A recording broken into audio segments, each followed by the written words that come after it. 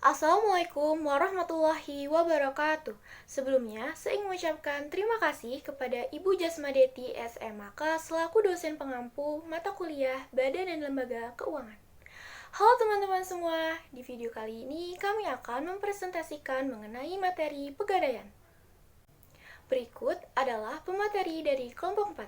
Ada yang pertama, Nazmi Salsabila 2102103. Yang kedua, ada saya sendiri yaitu Nadila Cynthia dengan 210210006. Ada Lani Maulina dengan 210210034 dan ada Putri Maharani dengan 210210018. Dan pembahasannya adalah sebagai berikut. Yang pertama, definisi. Kedua, fungsi dan tujuan. Ketiga, jenis usaha. Dan keempat, ada mekanisme usaha pegadaian. Dan yang terakhir, ada studi kasusnya nih teman-teman. Nah, baik, langsung saja kita masuk ke pembahasan yang pertama. Definisi. Definisi usaha pegadaian. Usaha gadai adalah aktivitas yang menjamin barang-barang berharga kepada pihak pegadaian. Nah, hal ini itu untuk memperoleh sejumlah uang dan barang yang sudah dijaminkan akan ditebus kembali sesuai dengan perjanjian antara nasabah dengan lembaga pegadaiannya. Pembahasan selanjutnya adalah fungsi dan tujuan dari pegadaian. Selanjutnya ada fungsi pegadaian. Yang pertama itu pinjaman, yaitu menyediakan uang pinjaman atas dasar hukum gadai dengan cara mudah, cepat, aman, dan hemat. Lalu yang kedua pertumbuhan, yaitu mengembangkan berbagai usaha yang menguntungkan bagi pegadaian serta masyarakat. Lalu yang ketiga pengelola, yaitu mengelola keuangan, perlengkapan, kepegawaian, dan pendidikan pelatihan. Lalu ada pengawasan, yaitu mengelola organisasi, tata kerja, dan tata laksana pegadaian, dan melakukan riset, pengembangan, serta mengawasi pengelolaan pegadaian. Selanjutnya ada tujuan pegadaian. Berikut beberapa tujuannya. Yang pertama, mengikuti pelaksanaan dan program pemerintah di bidang ekonomi melalui penyaluran pinjaman uang atas dasar hukum gadai. Lalu yang kedua, mencegah praktik penggadaian gelap atau pinjaman tidak wajar lainnya. Lalu yang ketiga, gadai syariah memiliki efek jaring pengaman sosial, yaitu peminjamannya bebas bunga, sehingga masyarakat yang butuh dana mendesak tidak lagi dijerat pinjaman berbasis bunga. Lalu yang terakhir, membantu orang-orang yang membutuhkan pinjaman dengan syarat yang mudah. 3. Jenis usaha. Jenis usaha dibagi menjadi dua. Yang pertama penggadaian umum dan yang kedua adalah penggadaian syariah. Apa itu penggadaian umum? Penggadaian umum merupakan penggadaian konvensional menurut hukum perdata yang memiliki prinsip tolong-menolong. Tidak hanya itu, penggadaian juga menarik keuntungan dengan cara menarik bunga dan sewa modal. Dalam hukum perdata, hak gadai hanya berlaku pada benda bergerak. Benda bergerak menurut laman hukum online. 2. Penggadaian syariah. Penggadaian syariah dijalankan secara sukarela atas dasar tolong-menolong tanpa mencari keuntungan. Dalam konsep syariah, sistem gadai disebut juga sebagai ran. Berlaku untuk benda tak bergerak dan benda bergerak. 4. Mekanisme usaha penggadaian. Mekanisme penggadaian juga dibagi menjadi dua, yaitu yang pertama penggadaian konvensional.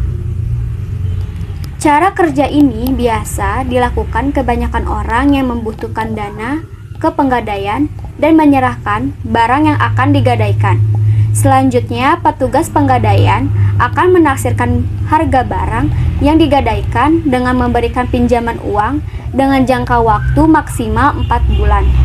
Karena penggadaian seperti halnya bank yang merupakan lembaga keuangan, maka penggadaian ini juga mengenakan biaya jasa untuk jumlah nominal yang dipinjamkan dan untuk mendapatkan kembali barang yang digadaikan untuk jumlah nominal yang dipinjamkan. Anda harus menebusnya di bank. Biasanya ini disebut dengan bunga. Nah, selanjutnya ada biaya yang harus dipenuhi dalam mekanisme usaha penggadaian. Yang pertama ada biaya administrasi. dalam menggadai barang, jika barang kita sudah ditaksir, maka kita akan dikenakan biaya administrasi yang disesuaikan berdasarkan golongan. Semakin besar dana pinjamannya, maka akan mempengaruhi biaya administrasinya. Nah, berikut rinciannya. Golongan A, jika pinjamannya di kisaran 50.000 sampai dengan 500.000, maka biaya administrasinya 2.000. Jika golongannya B1 dan pinjamannya di kisaran 550.000 sampai dengan 1 juta, maka biaya administrasinya 8.000. Jika golongannya B2, pinjamannya di kisaran 1.050.000 sampai dengan 2.500.000, maka biaya administrasinya 15.000. Jika golongannya B3 dan pinjamannya di kisaran 2.550.000 sampai dengan 5 juta, maka biaya administrasinya 25.000. Jika golongannya C1 dan pinjamannya di kisaran 5.100.000 sampai dengan 10 juta, maka biaya administrasinya itu 40.000. Jika golongannya C2 dan pinjamannya di kisaran 10.100.000 sampai dengan 15 juta, maka biaya administrasinya 60.000. Jika golongannya C3 dan pinjamannya di kisaran 15.100.000 sampai dengan 20 juta, maka biaya administrasinya 80.000. Dan yang terakhir, jika golongannya D dan pinjamannya di kisaran di atas 20.100.000, maka biaya administrasinya itu 100.000. Nah, yang kedua ada biaya bunga. Biaya bunga ini biasanya dipakai pada penggadaian konvensional, teman-teman. Nah, sementara untuk pegadaian syariah itu nggak ada bunga. Jadi mereka memakai istilah biaya jasa penitipan. Nah, di mana biaya jasa penitipan ini tuh disesuaikan dengan rate barang, bukan persentase nilai barang. Nah, untuk bunga konvensional, jika semakin besar dana pinjamannya, maka itu akan mempengaruhi besar bunga yang dibebankan kepada peminjam. Adapun besarnya bunga yang dibebankan kepada peminjam terbagi atas 4 jenis golongan. Untuk gadai emas dan non-emas seperti kendaraan, barang elektronik, untuk golongan A sampai C dikenakan bunga yang sama. Nah, golongan A dengan pinjaman di kisaran 50.000 sampai dengan 500.000, persentase bunganya 0,75% dari pinjaman. Untuk golongan B, pinjamannya di kisaran Rp501 sampai dengan 5 juta, maka persentase bunganya 1,15%. Nah, untuk golongan C, jika pinjamannya Rp5.001 sampai dengan 20 juta, maka persentase bunganya 1,15%. Dan yang terakhir, untuk golongan D, jika pinjamannya di atas 20 juta, maka persentase bunganya itu 1% jika dia gadai emas dan 1,15% jika dia gadai non-emas. Nah, selanjutnya ada biaya penitipan syariah. Nah, berita baiknya biaya penitipan untuk peminjam gadai syariah ini lebih rendah dibanding bunga pada penggadaian konvensional, teman-teman.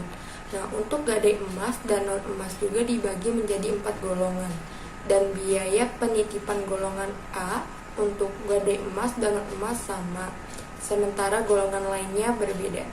Nah, golongan A, pinjamannya jika di kisaran 50.000 sampai dengan 500.000, maka persentase biaya penitipannya itu 0,45%. Jika golongan B, pinjamannya di kisaran Rp501 sampai dengan 5 juta, maka persentase biaya penitipannya itu 0,71% jika dia gadai emas dan 0,72% jika dia gadai non-emas. Nah, untuk golongan C, jika pinjamannya di kisaran Rp5.001 sampai dengan 20 juta, persentase biaya penitipannya sama seperti golongan B, yaitu 0,71% jika dia gadai emas dan 0,72% jika dia gadai non-emas. Dan yang terakhir untuk golongan D, jika pinjamannya itu di atas 20 juta, maka persentase biaya penitipannya itu 0,62% jika gadai emas dan 0,65% jika dia gadai non-emas. Nah, untuk waktu penitipan di penggadaian itu maksimal 4 bulan atau 120 hari, teman-teman. Nah, ini berlaku untuk penggadaian konvensional maupun penggadaian syariah. kita bisa nih memperpanjang waktu penitipannya dengan cara membayar biaya penitipan atau membayar biaya bunganya. Jika kita tidak memperpanjang atau tidak mampu menebusnya, maka barang tersebut akan dijual dengan cara lelang untuk melunasi pinjamannya. Nah, gimana sih cara menebus barang yang kita gadaikan? Nah, cara menebusnya itu hampir sama mudahnya ketika kita datang menggadaikan barang.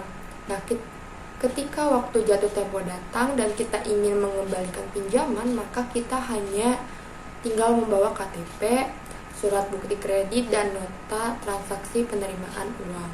Dan untuk materi selanjutnya akan dilanjutkan oleh Nadila. Yang kelima yaitu studi kasus. Nah, kita udah masuk ke studi kasusnya nih teman-teman, di mana kita mengambil studi kasus Pegadaian Syariah cabang Ujung Gurun Padang.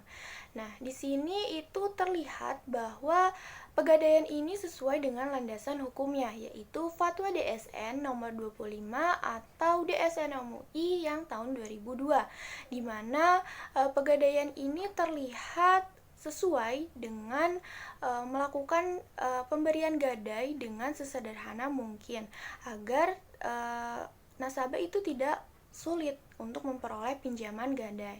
Hal ini masih saja berlangsung sampai sekarang dan terbukti efisien dalam pelaksanaannya. Untuk permasalahan yang ada dalam Pegadaian Syariah yang ada di cabang Ujung Gurun Padang ini, yaitu yang pertama, banyaknya nasabah yang terlihat atau melakukan penunggakan membayar angsuran. Yang kedua, adanya marhun yang nilainya itu ketika dijual tidak dapat menutupi keseluruhan kewajiban dari nasabah tersebut pada Perum Pegadaian Syariah. Yang ketiga, marhun itu hilang atau musnah. Mungkin itu adalah studi kasus dari Pegadaian yang kita ambil dari cabang Ujung Gurun Padang. Sekian presentasi dari kelompok 4. Terima kasih telah menyimak presentasi kami. Wassalamualaikum warahmatullahi wabarakatuh.